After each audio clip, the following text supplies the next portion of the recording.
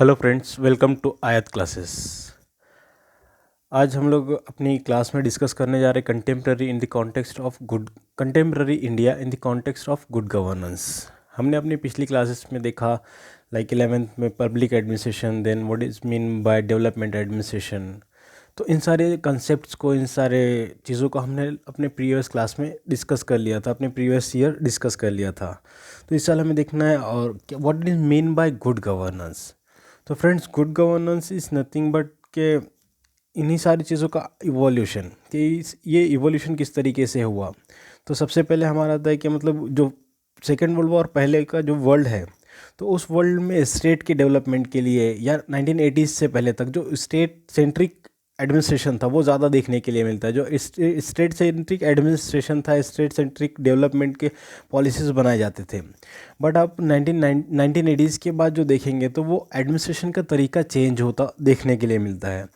और अगर हमें गुड गवर्नेंस समझना है तो सबसे पहले हमें ये डिफ्रेंसिएशन, दोनों के गवर्नमेंट क्या है और गवर्नेंस क्या है, इनके बीच का डिफरेंस समझ लेना ज़्यादा ज़रूरी है। तो गवर्नमेंट हम उसे कहते हैं कि जिसको हम चुन कर लेकर आते हैं, वो बॉडी जो एक वो कम्युनिटी जो कंट्री को चलाती है।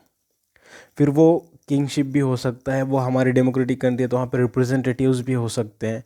तो उन सारे लोगों को गवर्नमेंट कहा जाता है। बट वो गवर्नमेंट किस तरीके से काम कर रही है, उसका गवर्निंग का तरीका कैसा है, तो इसको गवर्नेंस कहा जाता है। उनकी पॉलिसीज़ किस तरीके से बनाए जा रही है। जो फॉर एग्जांपल अगर कोई रोड बनाने के लिए पॉलिसी आई है कि एक पर्टिकुलर एरिया तो वहाँ पर ऐसा ऐसा रोड बनाएगा, तो वो रोड सही बना है, ख़राब बना है, अगर वो सही नहीं बना है तो वो गवर्नेंस अच्छा नहीं है।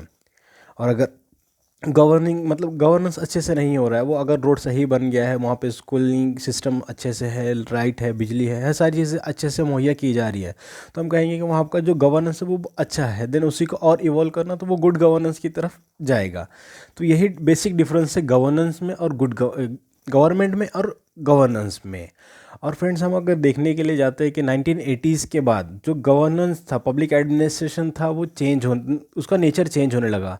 जो स्टेट सेंट्रिक एडमिनिस्ट्रेशन था वो accountable, responsible, transparency, then citizens का फीडबैक, इन सारी चीज़ों को पब्लिक एडमिनिस्ट्रेशन में इस्तेमाल किया जाने लगा।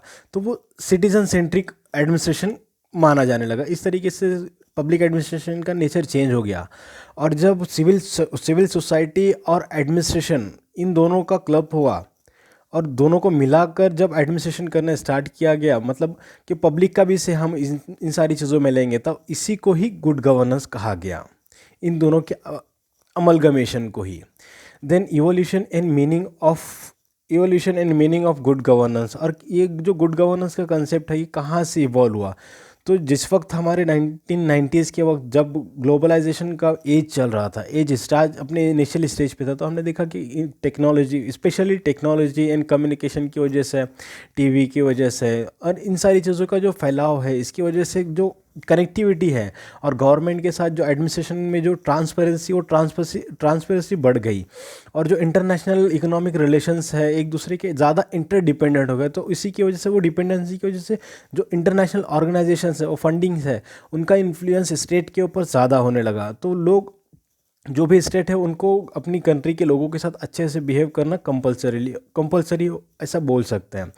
Then international institutions like World Bank, then International Monetary Fund, Asian Development Bank, ये अलग अलग इंटरनेशनल ऑर्गेनाइजेशंस है जो फंडिंग अलग अलग अंडर डेवलप कंट्रीज़ को फंड्स प्रोवाइड करते, लोन्स प्रोवाइड करते हैं। बट इन्होंने एक कंडीशन रखना स्टार्ट किया कि आपका जो थर्ड वर्ल्ड कंट्रीज़ है, आप लोग अपनी पॉलिसीज़ को, अपने जो एडमिनिस्ट्रेशन का तरीका है, गवर्निंग का जो तरीका है, उस तरीके को चेंज कीजिए।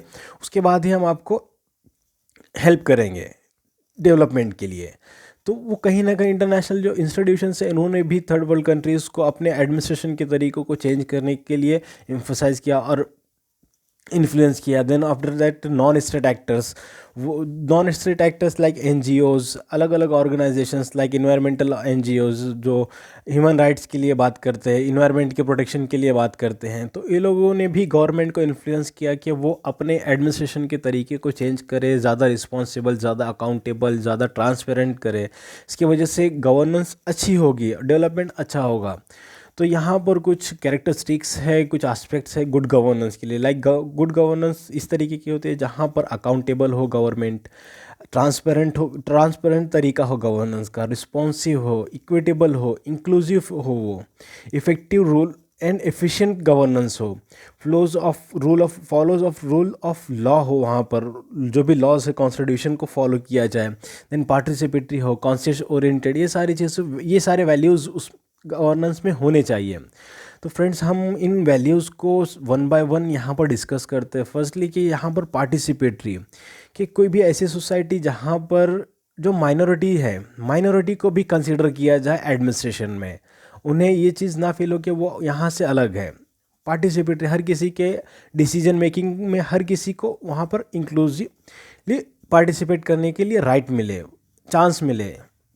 देन रूल ऑफ लॉ, जो भी ये डेवलपमेंट की पॉलिसीज़ होंगी, जो भी काम होगा, यहाँ पर गवर्नमेंट भी रूल ऑफ लॉ के हिसाब से ही चलनी चाहिए। वहाँ पर उस सोसाइटी में रूल ऑफ लॉ हो, किसी तरीके की अनस्टेबिलिटी नहीं हो। जैसे कि हमने अपने प्रीवियस लेक्चर में देखा, प्रीवियस चैप्टर में देखा कि वहाँ पर अगर कोई भी सोसाइटी स्टेबल नहीं है तो उस सोसाइटी का डेवलपमेंट पॉसिबल नहीं है। तो इसीलिए अगर कहीं किसी सोसाइटी को स्टेबल करना है तो वहाँ पर रूल ऑफ लॉ होना ज़रूरी है। हर किसी को उसी वक्त ही वही कंडीशन में पॉसिबल है कि उनको हर किसी को अपने अपने राइट्स मिलेंगे। देन वो उस सोसाइटी में ट्रांसपेरेंसी, उस गवर्नेंस में ट्रांसपेरेंसी हो। The culture of secrecy has been challenged by the values of transparency this enable. Like हमने जो RTI का एक्ट लेकर आया था इंडिया में 2005 में, जिसके अंडर कोई भी इंडिविजुअल, कोई भी सिटीजन गवर्नमेंट अथॉरिटीज से पूछ सकता है कि हमारी गवर्नमेंट किस तरीके से काम कर रही है, तो उनका फंक्शनिंग है वो किस तरीके से हो रहा है।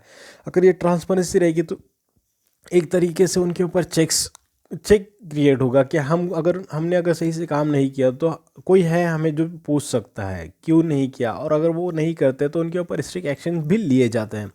Then responsive, good governance requires that institutions and process try to serve all stakeholders within a reasonable time frame.